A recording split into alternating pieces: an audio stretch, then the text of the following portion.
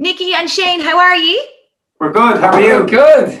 I'm absolutely delighted now that I get to chat to you guys for the next 10 minutes or so. Lots going on with you at the moment. You've kind of had a busy 12 months or so. I mean, new album out.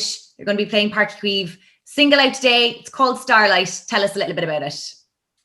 Starlight is a very upbeat, positive, happy tune. I think that that we're definitely feeling at the moment, and I think it's very apt for the way the world is at the moment. I think it's a very just kind of look to the future, really. The whole song, and everyone can be happy if they want to be. Everyone can be a starlight.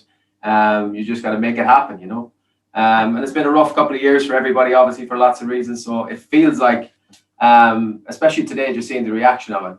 The feeling of it is very positive, and it's what the song is kind of all about. So hopefully everyone can take something good from it. I love that. And your new album is coming out as well. It's called Dreams. It's the first album we've heard from you guys in 2 years. And you just mentioned there, it's been a tough year or so for people, but also in a lot of ways, it was quite an interesting year for people because, you started to look at your career a little bit differently, or you started to take up tasks that you never did before. So did you learn any new skills, like while you were writing the album and obviously being really busy in the background? Was there anything that you actually spent time on that you never would have spent time on before? I think all of us, yeah. I mean, that's part of, I think the whole world was the same in lockdown, everything from gardening to the first part of lockdown, barista coffee making I was doing in the house with a little machine I had that allegedly had been on the counter for 2 years before that, but I'd never seen it, or certainly never used it.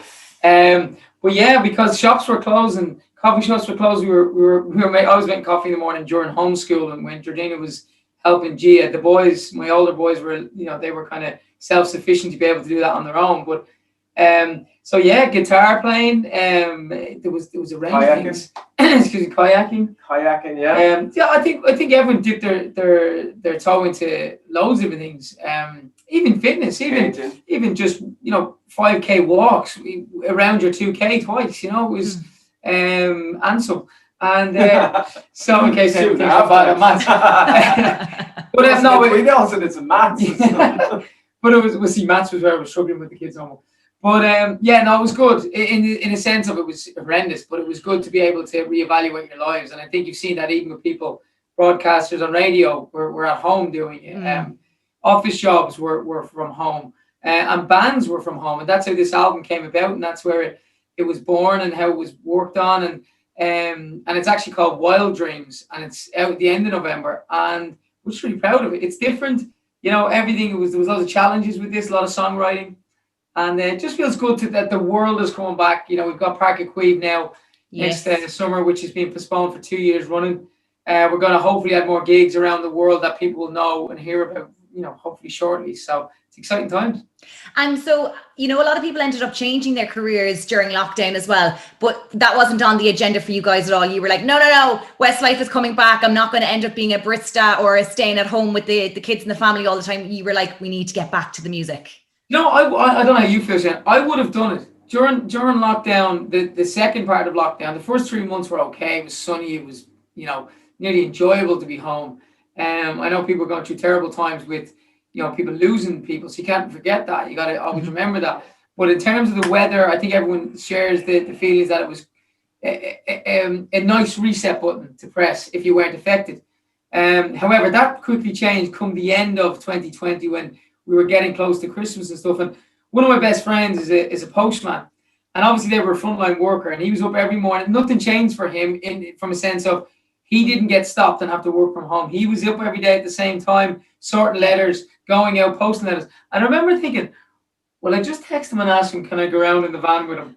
Well, I didn't do it in the end, but I was thinking, would he mind? Would anybody, I can help him. Maybe I'm not insured to do that. I don't know if On Post will let me do that, but I was nearly going, this might be fun. So the days of lockdown. Nicky, Byrne, the postman, I can see it now.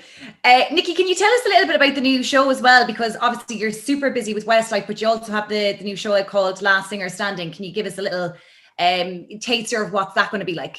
Yeah, well, it's a big new game show. It's Saturday week. It starts on RT1.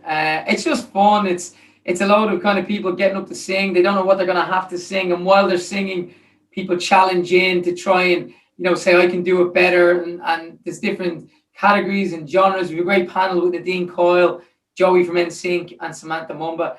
It's all shot now, but it's really great winner, by the way, which obviously we can't give away. But it's Saturday nights before the news at 8 o'clock.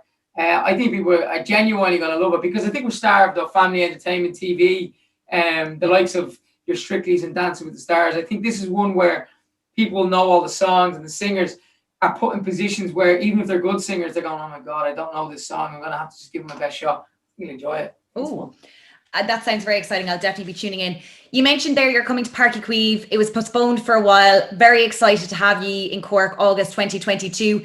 And I'm assuming you can't wait to get back to Cork because it's your favourite audience of all time.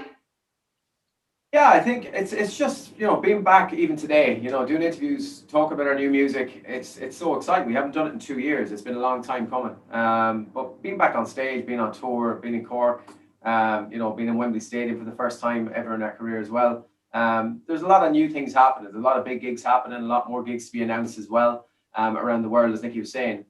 So it's a very exciting time. But being back on stage is the best thing about being in Westlife. Being in front of the fans, singing our songs, singing all our hits, and now hopefully some new hits we can add to that, which is great too. It's going to be incredible. It's going to be so incredible. That weekend has already been mapped out, Izzy, okay? That weekend is when we arrive, we're going to eat some Clonakilty black pudding. We're going to wash it down with Beamish. Yes. We're going to take the turbos to see Roy Keane's house in Mayfield. Absolutely. Middleton, maybe a wee whiskey at the end. Yeah, and then we're going to go to Páirc Uí Chaoimh. So it's going to be an absolute whopper night. If you don't have a ticket, you're going to miss out. Get along to this. Yes, okay, that sounds like the best weekend ever. I need to join in on that. Really good it was fantastic catching up with you today, guys. Best of luck with everything. Before I leave you go, I have this online dating show at the moment on my Instagram. It's not called Naked Attraction, is it? Have you seen Naked Attraction? No, what's that? Oh my! I heard about it this morning. It's crazy. It's on Channel 4, and it's basically people naked, and you have to judge them by their nakedness. No, mine is called Izzy Match Busy because people call me Izzy Show Busy, and I'm known as being like a matchmaker. So I bring people on and I try and get them a match from who's watching my Instagram live, and they slide on into their DMs and stuff. Trying to get it made into a TV show. Just pitched it to RT. Fingers crossed. So before I leave you go, I do this fire round question at the end of Izzy Match Busy, and people love it. So I wanted to do it with you guys today. So, yeah, tea or coffee? Ooh. If I did choose one for me, I love coffee, but I think if I only had to survive on one forever, it would be tea with some honey. Nice. Used to be sugar. He doesn't do the sugar anymore. No. Used to have 3 sugars in it. Yeah, what? Never that. Not for about 10 years now. But. Yeah, I was just about to say probably about 10 years ago. Would you be more prone to a dog or a cat, like animal-wise, like what you love? Dog. Same. I have a cat, but she doesn't really talk to me too much. Yeah, they're kind of scary, aren't they? Yeah. And so would you be more prone to the chipper or the Chinese? Chipper. Yeah, okay, cool. And then lastly, Marcus or Cian? You say one, I'll say the other. I go with Mark. I'll go Cian. I love it. Guys, it was so great to catch up with you today. Thanks so much for chatting to us and wishing you the best of luck with everything. Can't wait to see you in Cork. Thank you so much. Thanks, Izzy. Cheers, Izzy. Our new single, by the way, Starlight, is out now.